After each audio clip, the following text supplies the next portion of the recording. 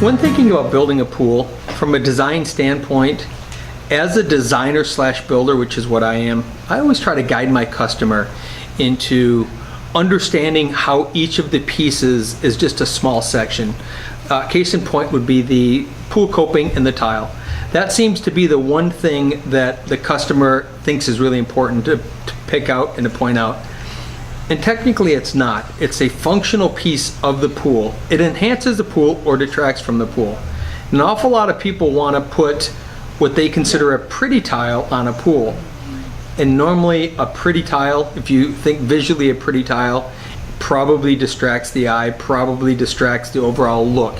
So when we're doing pool design and we're meeting with a client and we're showing them what's available, we limit, number one, the amount of options they have, primarily so that we don't have to go through this process of explaining that the tile is a functional part of the pool. We want it to sort of fade into the background. If it jumps out, a good example was I helped another pool builder this week do some stuff, and the tile on the pool is very blue. It was like a bright blue, which to me contrasted everything else about the project. It brought the attention to the tile versus the attention to all of the things that I thought were important. So with that tile jumping out so much, this was a really interesting pool that had a kind of a cool grotto and a slide, some things going on, and to me it was just a mismatch in terms of the tile.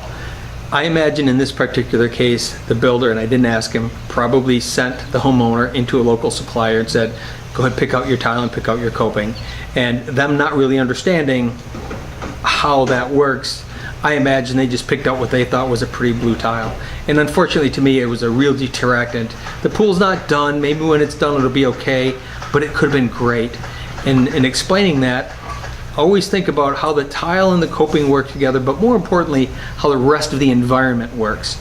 If it's just tile and coping, that's just a small piece of an entire project. Think about the color of the patio, what that's going to be, what the color of the water is going to be, and all the surrounding elements. How are those working together? And then select tile and coping based on that. And for us, again, we minimize the amount because we already know a genre and a feel and a look that we're going for.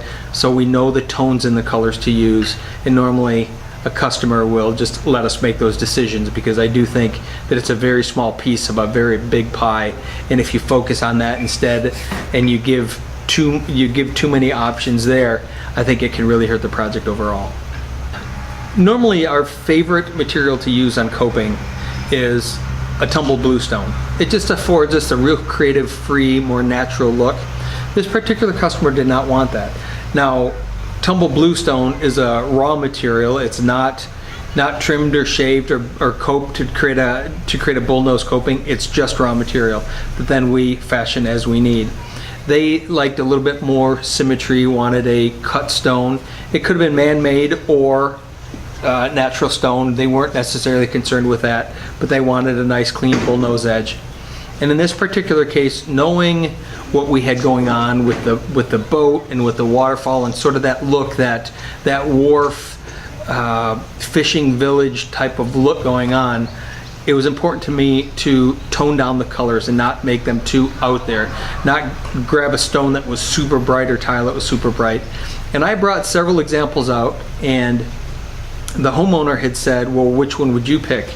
And I said, well, none of them. And he kind of looked at me funny, and I said, really, I would still do bluestone because I think that is going to work the best in this environment.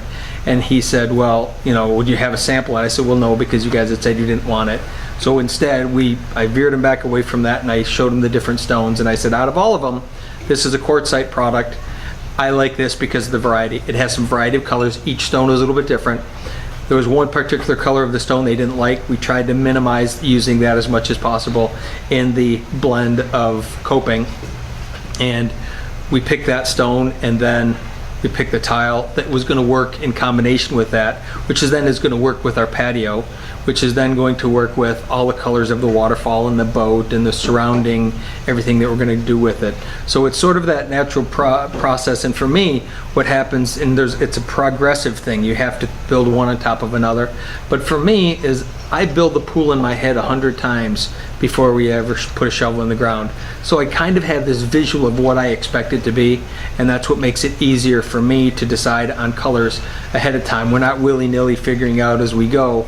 I have a good idea of what it's going to look like before I'm done, which then forces me to make decisions along the way, but we don't just haphazardly start putting things together. There's always a scheme to it. It just doesn't always look like there's a scheme, like there's a plan to it. But the materials are really important to get to look the right way, and in this particular case, I think it's going to work out perfectly.